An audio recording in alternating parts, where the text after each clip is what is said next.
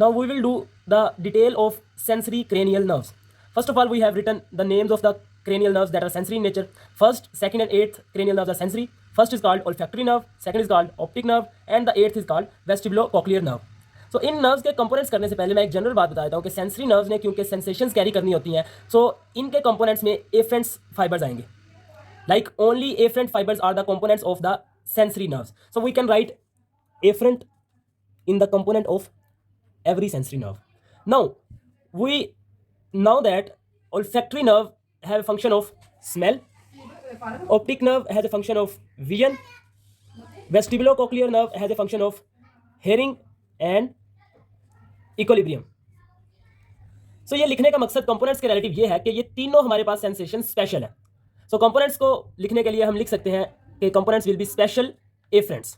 तमाम sensory nerves के components efferents होंगे और स्पेशल भी होंगे क्योंकि वो स्मेल को, विजन को, hearing and equilibrium that are the special senses उनको कैरी कर रहे हैं. So the remaining word is whether the component are somatic और visual. So only olfactory nerve is visual and the remaining optic and vestibulocochlear are somatic. So we can say the components of the olfactory nerve are special visual afferent, the component of the optic nerve is special somatic afferent, and the component of the vestibulocochlear nerve is special somatic afferent. Now we will talk about opening in the skull. Olfactory nerve open in the skull via cribriform plate. Optic nerve is originated from optic canal and vestibulocochlear nerve is originated from internal acoustic meatus. So we can say that the sensory nerves are 1, 2 and 8. Their names are olfactory nerve, optic nerve and vestibulocochlear nerve respectively. Components are special afferents, and the only difference is the olfactory nerve is visual and the optic and vestibulocochlear nerve are somatic. Function is very easy. Olfactory nerve carry smell sensation, optic nerve carry vision sensation, and the vestibulocochlear nerve carry hearing and equilibrium of the body sensations. And then opening in the skull, cribriform plate, optic canal for optic nerve, and internal acoustic meatus for vestibulocochlear nerve. Now we will see the details of the nerves that are only motor in nature. So we have written the names of the motor nerves.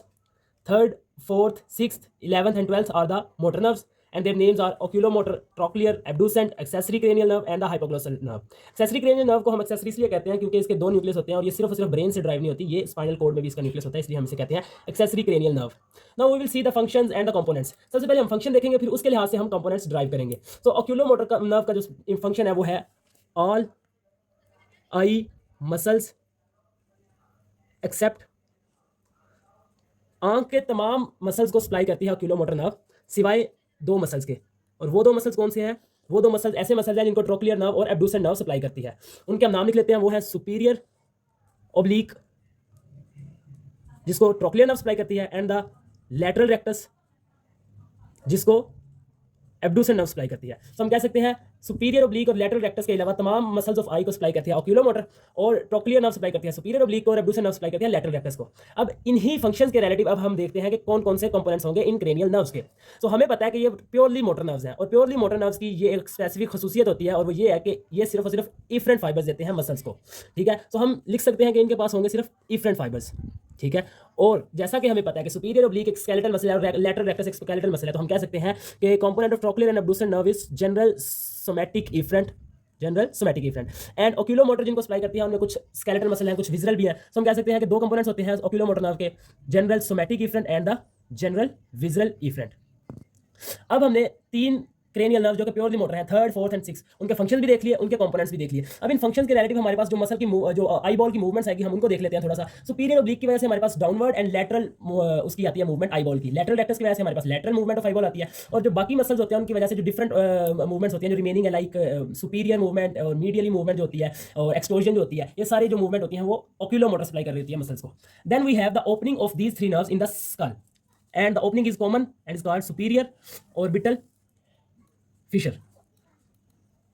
Now we are remaining with 2 purely motor nerves that are cranial in nature.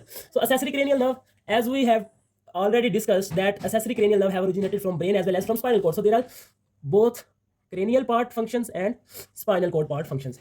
Spinal cord part supplies sternocleidomastoid plus trapezius, while cranial part supplies larynx, and pharynx muscles. अब इन functions के relative हम इसके components लिखते हैं। इसके components हैं, इफ्रेंट्स तो होंगे क्योंकि ये मोटर फाइबर्स हैं, इफ्रेंट्स होंगे, लेकिन वो कौन से होंगे? वो होंगे हमारे पास स्पेशल विजरल इफ्रेंट्स। ये विजरल मसल को सप्लाई करते हैं, स्पेशल विजरल इफ्रेंट्स को सप्लाई करते हैं, और इसकी ओपनिंग होती है via jugular foramen. Jugular foramen के through accessory cranial nerve open होती है स्कल में। Then we have the last motor nerve that is hypoglossal, and hypoglossal के फंक्शन जो होते हैं वो होते हैं tongue muscles except one that is palatoglossus. Palatoglossus के अलावा जो टंग के मसल्स होते हैं उनको सप्लाई करती है हाइपोग्लोसल नर्व। अब जैसा कि हमें पता है कि टंग के अंदर होते हैं स्केलेटल मसल, तो हम कह सकते हैं कि इसके जो कंपोनेंट होंगे वो होंगे इफ्रेंट और उसके साथ general somatic efferents is the component of the hypoglossal nerve, and open होती है ये स्कल में वाया हाइपोग्लोसल केनाल के थ्रू हाइपोग्लोसल नर्व स्कल में ओपन होती है। अब हम एक क्विक रिव्यू कर लेते हैं। हमारे पास 5 क्रेनियल नर्व्स जो कि प्योर मोटर थी नेचर में, 3rd 4th 6th 11th and 12th। 3rd 4th और 6th का ताल्लुक था आई मसल्स के साथ। ओक्यूलोमोटर तमाम आई मसल को सप्लाई करती थी सिवाय सुपीरियर ऑब्लिक को, जिसको ट्रोक्लियर नर्व सप्लाई करती थी, और लैटरल रेक्टस के, जिसको अब्ड्यूसर नर्व सप्लाई करती थी। अब इनके कंपोनेंट्स देख लेते हैं। ये सोमैटिक और विजरल दोनों मसल को सप्लाई करती थी, इसलिए general somatic efferent and general visceral efferent, और ये सिर्फ स्केलेटल मसल एक को सप्लाई करती थी, जिसे हम कहते थे general somatic efferent and the general somatic efferent. Open होते थे ये सुपीरियर ऑर्बिटल फिशर के थ्रू स्कल में। एक्सेसरी क्रेनियल नर्व का जो कंपोनेंट है वो स्पेशल विजरल इफ्रेंट, और इनकी सप्लाई होती है क्रेनियल पार्ट सप्लाई करता है लैरिंक्स और फेरिंक्स मसल को, स्पाइनल पार्ट सप्लाई करता है स्टर्नोक्लेडोमास्टोइड ट्रेपेजियस के मसल को। स्कल में ओपन होती है वाया जुगुलर फोरामेन, और हाइपोग्लोसल केनाल के थ्रू हाइपोग्लोसल नर्व आती है जो कि टंग के मसल को सप्लाई करती है एक्सेप्ट प्लेटोग्लोसस, और जिसके कंपोनेंट होते हैं जैसा कि हमें पता है टंग के मसल स्केलेटल मसल होते हैं, तो general somatic efferents is the component of the hypoglossal.